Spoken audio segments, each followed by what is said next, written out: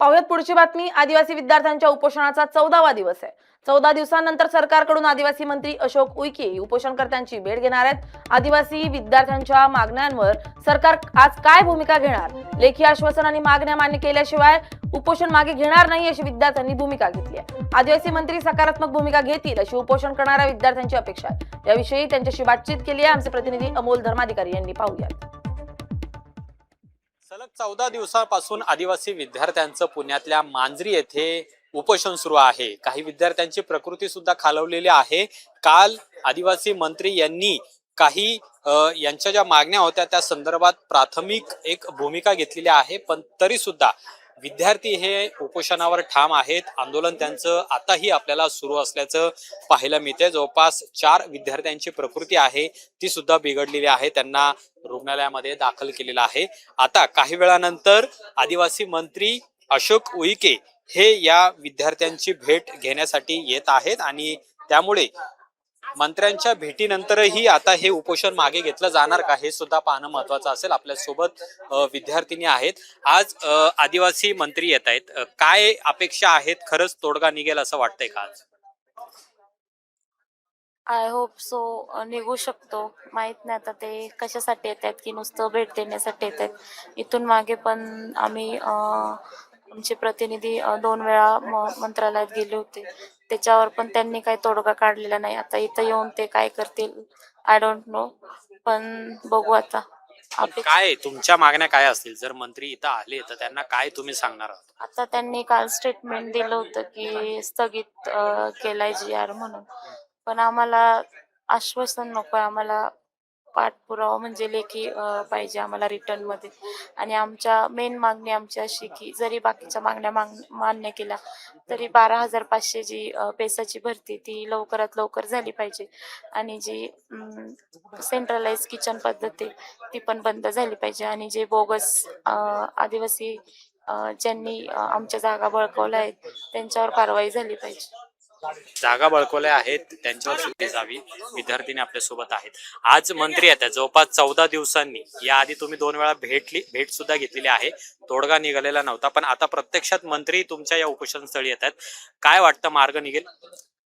मंत्री साहेब इथे येतात। जर मंत्री साहेब म्हणजे इथे येणार असतील तर मार्ग निघेल अशी आशा आहे, कारण का आम्ही 2 वेळा त्यांना भेटून आलोय आणि मार्ग तिथे निघाला नाहीये। खरं तर तिथे मार्ग निघाला असता तर आम्हाला आजचा 14वा दिवस इथं उजाडला नसता आम्हाला।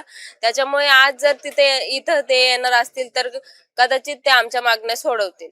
पण काय आश्वासन, लेखी आश्वासन दिलं पाहिजे याआधी सुद्धा त्यांनी माध्यमांसमोर येऊन सांगितलेलं होतं, पण तरी सुद्धा तुम्ही उपोषण मागे घेतलं नाही। हो, आमच्या ज्या मागण्या आहेत, समजा जी आमची मुख्य मागणी आहे 12,500 पदांची जी मागणी आहे तिच्यावरती सकारात्मक चर्चा ते बोलले होते की तिथं पण ते कॅबिनेट मंत्रिमंडळामध्ये चर्चा होऊन ते धोरणात्मक मुद्दे म्हणजे त्यांचे निर्णय घेतले जातात। मग त्याच्यावरती जर निर्णय होणार असेल तरच मग आम्ही आमचं उपोषण मागे घेणार आहे, त्याशिवाय आम्ही आमचं उपोषण मागे नाही घेणार। बघा, विद्यार्थी अजूनही आक्रमक आहेत। जर त्यांच्या ज्या मागण्या आहेत त्या जर पूर्ण लेखी स्वरूपात दिल्या नाहीत तर मात्र मागे हटायचं नाही अशी भूमिका विद्यार्थ्यांनी घेतलेली आहे। आणखीन काही विद्यार्थी आपल्या सोबत आहेत। आज 14वा दिवस आहे। मंत्री आता येतात 14 दिवसानंतर। खरं तर भेट द्यायला ते येत आहेत, खरं तर आधीच त्यांनी यायला पाहिजे होतं, आता येतात। पण काय अपेक्षा असतील, काय मागणी असेल? आमच्या अपेक्षा त्याच असतील की ज्या जुन्या मागण्या आहेत, म्हणजे जुन्या म्हणजे आता अशोक उईके साहेब या ठिकाणी येणार आहेत। आमच्या या अगोदर शिष्टमंडळ 2 गेले होते, म्हणजे 2 वेळा त्यांनी शिष्टमंडळ बोलून घेतलं होतं, परंतु त्यावेळेस काही सकारात्मक चर्चा त्या ठिकाणी झाली नाही। आणि जे काही आमच्या मागण्या होत्या त्यावर अशोक उईके साहेबांनी याही ठिकाणी समजा आले तरी सुद्धा आम्ही आमच्या मागण्यांवर ठाम आहे। आणि ज्या काही शासन जो निर्णय आहे तो रद्द केला पाहिजे आणि महागाई भत्त्यानुसार जो काही जुना GR आहे त्यामध्ये वाढ करून जो 2011 सालीचा GR आहे तो आम्हाला या ठिकाणी त्यांनी देण्यात यावा। त्याच पद्धतीने गडचिरोलीला जी काही घटना घडली आहे आणि आमच्या मुली मृत्युमुखी पडल्यात, हा त्या व्यवस्थेने केलेला खून आहे, कारण आकस्मिक निधन नाहीये। त्यांच्या भोंगळ्या ढेंगळ कारभारामुळे या काही आमच्या विद्यार्थ्यांचा जीव गेलाय, त्यांना कमीत कमी त्या कुटुंबाला 1 कोटी रुपये देण्यात यावे अशी एक मागणी आहे। आणि सगळ्यात महत्वाची मागणी म्हणजे 12,500ची जी भरती आहे आमच्या आदिवासी विद्यार्थ्यांना ती देण्यात यावी। आणि आमच्या आदिवासी विद्यार्थ्यांचं जे काही भवितव्य आहे ते 12,500च्या पदभरतीवर अवलंबून आहे। तसेच रक्त नाते संबंध जो काही जात पडताळणी प्रमाणपत्र दिलं जातं ते दिलं जाऊ नये। म्हणजे वडिलांकडे जर बोगस व्हॅलिडिटी असेल तर मुलाला पण व्हॅलिडिटी देण्यात यावं असं शासन म्हणते. परंतु ते कितपत योग्य आहे हे मला ते ठिकाणी खूप चुकीचं वाटतंय. त्याच्यानंतर ज्या काही शाळा आहेत त्या ठिकाणी सेंट्रल किचन पद्धत चालू आहे. ते सेंट्रल किचन पद्धत बंद करा. आणि 100 किलोमीटरच्या अंतरावर ते जेवण नेतात आणि आमच्या विद्यार्थ्यांचा जो पोषण आहार आहे त्याला कुठेतरी बाधा आणली जाते. विष बाधा होते जेवणातून, कारण ट्रॅव्हलिंग मध्ये ते जेवण खूप त्याच्यामध्ये हालचाल होते जेवणाची आणि ते खाण्यायोग्य राहत नाही. म्हणून सेंट्रल किचन बंद झाले पाहिजे. प्रत्येक आदिवासी विद्यार्थ्याचा विमा उतरवला गेला पाहिजे 10 कोटीपर्यंतचा. म्हणजे जर आकस्मिक निधन झालं किंवा काही गोष्टींमुळे निधन, आता सर्पदंशामुळे निधन झालं, तर त्या मुलांना कमीत कमी एक दिलासा भेटेल कुटुंबियांना.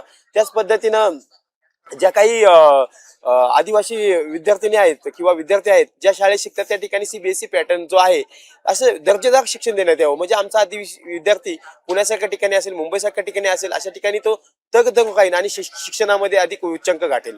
काय वाटतं, तोडगा निघेल का आज? मंत्री येत आहेत स्वतः इथं. मंत्री महोदयांनी सकारात्मक चर्चा करून जे 14 दिवसाचं जे काही आंदोलन चाललंय, तर याच्यावरती सरकारने जर सकारात्मक निर्णय घेतला आणि संवेदनशीलपणे आणि सामंजस्यपणे जर भूमिका घेऊन जर हे निर्णय सोडवले तर नक्कीच निर्णय सोडतील. कारण कसं आहे, 14 दिवसापासून हे विद्यार्थी अन्नत्याग उपोषण चालू आहे आणि विद्यार्थ्यांची प्रकृती ढासळत चाललेली आहे. परिणामी याला अनेक म्हणजे हा मुद्दा खूप आता मोठ्या प्रमाणात गाजलेला आहे. तर आदिवासी विद्यार्थ्यांची ही शैक्षणिक नुकसान होत आहे गेल्या 14 दिवसापासून. विद्यार्थ्यांची परीक्षा आहेत. तर सरकारला एवढीच विनंती असेल की सरकारने लवकरात लवकर तोडगा काढावा आणि मंत्री महोदयांनी पण चर्चेसाठी सकारात्मक भूमिका दाखवावी असं विनंती. सकारात्मक भूमिका घ्यावी अशी मागणी विद्यार्थ्यांची आहे. त्याचबरोबर आज जर अशोक उईके या ठिकाणी येणार असतील तर त्यांनी लेखी स्वरूपात विद्यार्थ्यांच्या ज्या मागण्या आहेत त्या कशा पद्धतीने सरकार पूर्ण करणार आहे याचं आश्वासन द्यावं, तरच हे उपोषण मागे घेतलं जाईल अशी भूमिका आहे ती या उपोषणकर्त्या विद्यार्थ्यांनी घेतलेली आहे. पण आज 14 दिवसानंतर या खात्याचे मंत्री अशोक उईके हे जर या ठिकाणी येत असतील तर नक्कीच एक सकारात्मक चर्चा विद्यार्थी आणि मंत्र्यांमध्ये होईल आणि हा तोडगा जो आहे तो सुद्धा सुटू शकतो. पण विद्यार्थी मात्र त्यांच्या या उपोषणावर ठाम आहेत. गेल्या 14 दिवसांपासून काही विद्यार्थ्यांचं अन्नत्याग उपोषण आहे ते सुद्धा इथं सुरू असलेलं पाहायला मिळतं. त्यामुळे आता ज्यावेळी आदिवासी मंत्री अशोक उईके या ठिकाणी येतील ते नेमकं विद्यार्थ्यांना सरकारच्या माध्यमातून काय सांगणार आहेत, काय लेखी आश्वासन देणार आहेत का, हे सुद्धा पाहणं महत्वाचं असणार आहे. कॅमेरामन रोहित वनकटेसह अमोल धर्माधिकारी, LS मराठी, पुणे.